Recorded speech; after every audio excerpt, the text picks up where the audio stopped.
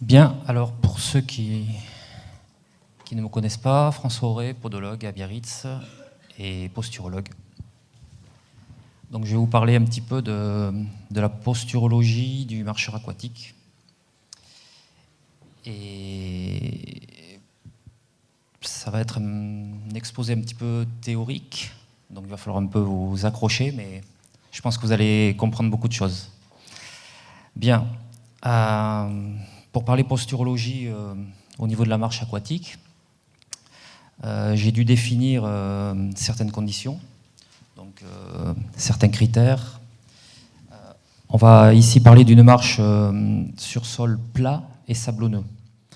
Bon, il faut savoir que nous disposons également sur la côte basque et notamment à Biarritz de plages tout à fait appropriées à la marche aquatique. Je pense bien sûr à la côte des Basques, à marée basse.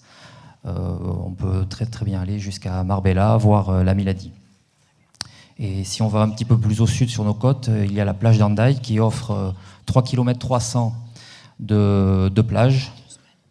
Donc aller-retour, ça laisse envisager de bonnes balades. Ensuite, pour les besoins un petit peu des explications, on va imaginer que nous sommes dans une eau à 20 degrés, avec des vagues n'excédant pas 50 cm d'écume. Et donc ce qui est un petit peu le cas sur nos côtes de juin à septembre, bien que l'eau est encore très très bonne pour un mois d'octobre en ce moment.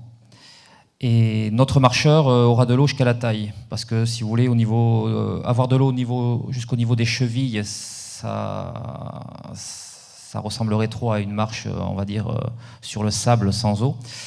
Et au niveau des épaules, il y aurait beaucoup trop de contraintes extérieures. Bien, alors la posture du marcheur aquatique.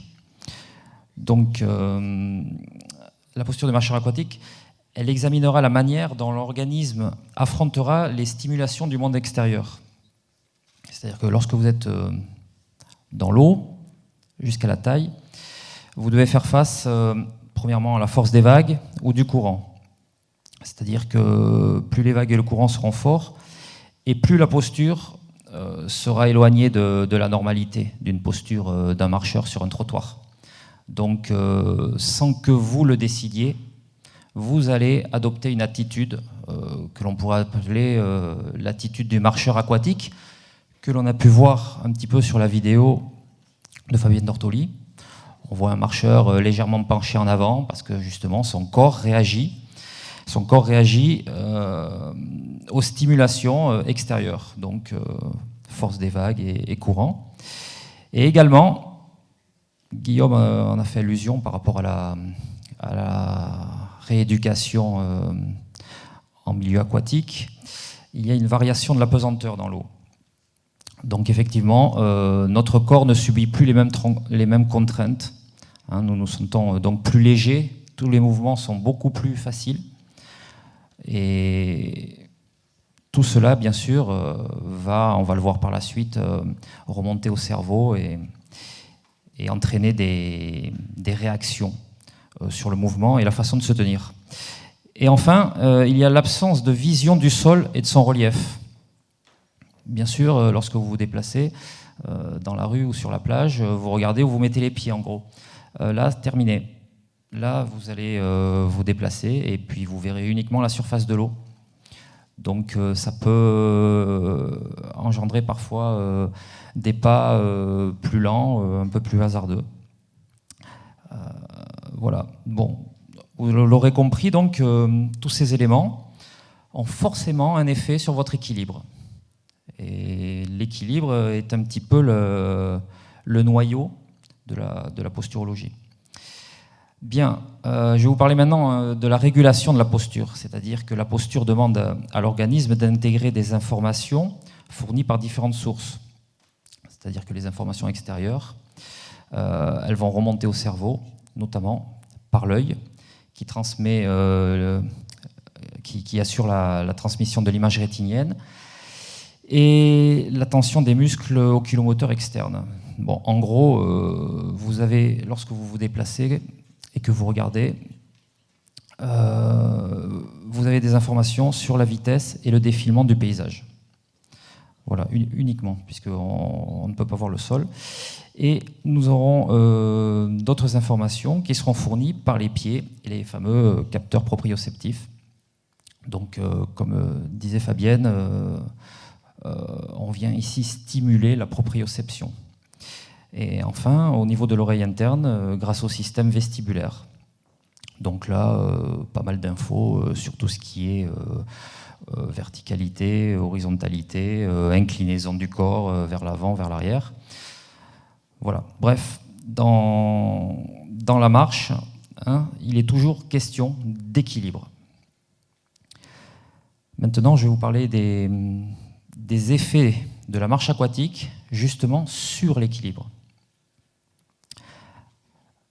Votre équilibre, au départ, avant d'entamer, on va dire, une marche aquatique, avant d'entreprendre ce sport, votre équilibre, on va dire, il est défini. Et on va se rendre compte que cet équilibre, il va s'améliorer. Il va s'améliorer grâce à la marche aquatique. Alors, qu'est-ce qui va faire qu'il va s'améliorer? Tout simplement, cette fameuse absence de vision du sol qui rendra le pas du marcheur aquatique un peu hésitant et son équilibre précaire. En gros, on ne voit pas où l'on met les pieds, donc le corps fait bien les choses, le corps va chercher des informations ailleurs. Il a besoin d'informer son cerveau, donc il va interroger d'autres parties du corps. La marche dans le milieu aquatique demande un effort musculo-tendineux particulier qui déclenche une signature sensorielle au niveau du cerveau. On peut parler de mécanoception.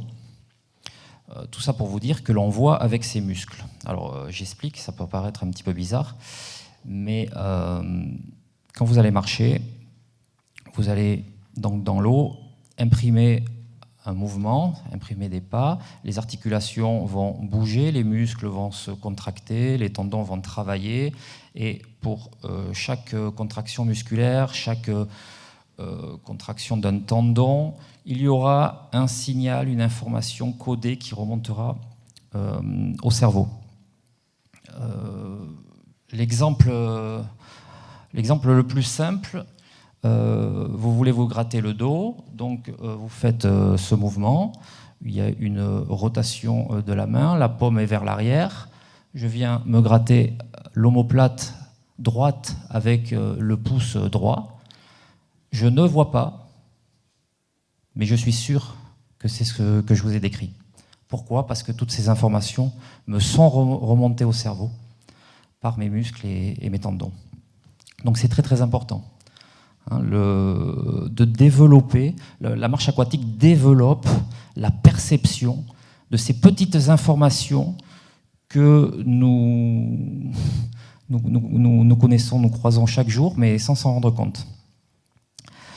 Au niveau de la perception du sol mouvant par la sole plantaire, le cerveau est renseigné principalement sur le relief. Ce tact plantaire permet de maintenir un certain orthostatisme. On peut dire également que l'on voit avec ses pieds. Vous voyez là, je ne regarde pas, mais je marche sur des prises là ou des fils et je ne tombe pas.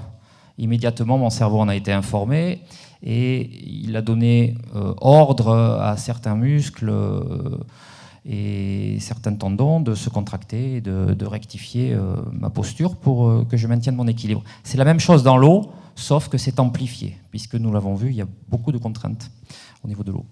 Enfin, le déplacement, l'accélération, la décélération, la verticalité, tous ces facteurs-là sont analysés par l'oreille interne et son système vestibulaire. Donc le cerveau est renseigné en temps réel. On peut dire qu'on se sent bien en équilibre, où on n'a pas l'impression que l'on va tomber lorsque l'on marche dans l'eau. Voilà. Donc, à cette idée d'équilibre, on peut venir ajouter une notion de stabilité. On se sent vraiment bien en équilibre lorsque l'on marche dans l'eau. Et bon, je fais bref, je ne rentre pas dans les détails. Pour terminer, je vais vous parler maintenant des bienfaits donc, de la marche aquatique. Mais attention, il n'y a pas eu encore d'études scientifiques. Ce dont je vous parle, c'est tout à fait théorique. Ça n'a pas été encore mesuré. Ça pourra faire l'objet d'études scientifiques dans le futur, mais bon, pour ça, il faut trouver des attachés de recherche clinique ou autres, ou labos qui veulent financer, plus des marcheurs également. Hein. Mais bon, voilà, ce que je vous avance là est théorique et non démontré. Donc, dans ces bienfaits de la marche aquatique, on note en théorie une amélioration de l'équilibre orthostatique et dynamique. Donc peut-être que Fabienne pourrait nous en parler, mais a-t-elle vu dans ces groupes de marcheurs des personnes qui étaient un petit peu hésitantes, un petit peu déséquilibrées dans l'eau, qui au fil des séances ont gagné en stabilité et en équilibre? Oui, tout à fait. C'est vrai que oui, j'ai des personnes parfois qui sont un peu hésitantes, comme je disais tout à l'heure, qui ne sont pas forcément hyper à l'aise dans l'eau. Et donc au début, forcément, elles sont un peu perdues, ce qui est normal. Et au fur et à mesure, déjà de la séance et des séances, on voit une fluidité qui se met en place et une prise de confiance aussi, donc une amélioration de l'équilibre, ouais, tout à fait. Voilà, donc maintenant, vous comprenez un petit peu pourquoi on améliore son équilibre. Il y aura bien naturellement, ça coule de source, un renforcement du tonus postural, c'est-à-dire que vous ne décidez pas de contracter ischio-jambier, fessiers et autres muscles pour tenir debout et ne pas vous affaler. Tout ça, c'est régulé si vous voulez, par le cerveau. Et donc, on vient renforcer ce tonus postural. Nous avons des gens, si j'ose dire, sans jeu de mots, plus équilibrés. Ensuite, il y a une augmentation de la sensibilité proprioceptive, mécanoceptive. Donc, c'est certain que plus l'on se sert de ses pieds, plus on perçoit de sensations et plus on est à même à les ressentir. Voilà, tout ça, ça se travaille. Hein. C'est l'histoire du malvoyant ou non-voyant qui développe des facultés proprioceptives bien supérieures à la moyenne. Voilà, tout ça parce qu'on les fait travailler au lieu de les oublier dans notre vie quotidienne. Bien, ensuite, il y a une augmentation de l'activité de la zone corticale du cerveau, entraînant des réponses motrices plus nombreuses et mieux ajustées. Là, on va dire qu'on fait travailler un petit peu plus son cerveau, un peu plus rapidement, et que, comme il travaille bien et vite, il envoie des réponses donc rapides et parfaitement ajustées. Tout ça pour vous dire que donc on a des personnes qui sont bien stables et voilà, qui ont un bon équilibre. Ensuite, bien évidemment, l'intégration neuronale est en amélioration. Le temps de réaction diminue, c'est-à-dire qu'on a des personnes qui sont plus vives, qui réagissent bien. Par exemple, une vague, voilà l'exemple type, une petite vague qui arrive sur une personne, on va dire, qui n'est pas toujours très très stable en temps normal, peut-être une dame avec un fort embonpoint ou un monsieur 60, 70 ans, qui peut se faire renverser, comme on voit souvent, je l'ai encore vu à Miramar cet été, par une vague. Peut-être que ces personnes-là, qui auraient bien développé leur proprioception et tout ce système, éviteraient la chute. Enfin, il y a une augmentation, bien sûr, de la souplesse articulaire, puisque, Fabienne l'a bien décrit, le pas du marcheur aquatique est un pas allongé, un pas forcé, c'est-à-dire qu'il y a un travail musculaire supérieur à la marche sur la plage. Et puis enfin, c'est un petit peu, tout ça amène un petit peu à ce que l'on pourrait appeler un travail de musculation. Il y a une augmentation du volume musculaire. Voilà. Donc, ce sera le mot de la fin. On peut dire que la marche aquatique ou longe-côte, justement Fabienne en a parlé, on l'entend peu ici, mais c'est un terme approprié, permet aux pratiquants de mieux s'opposer, premièrement, aux forces extérieures qui tendent à le déséquilibrer. Et je pense, personnellement, ça n'engage que moi, qu'à long terme, la pratique régulière de ce sport stimule le cerveau et ralentit son vieillissement.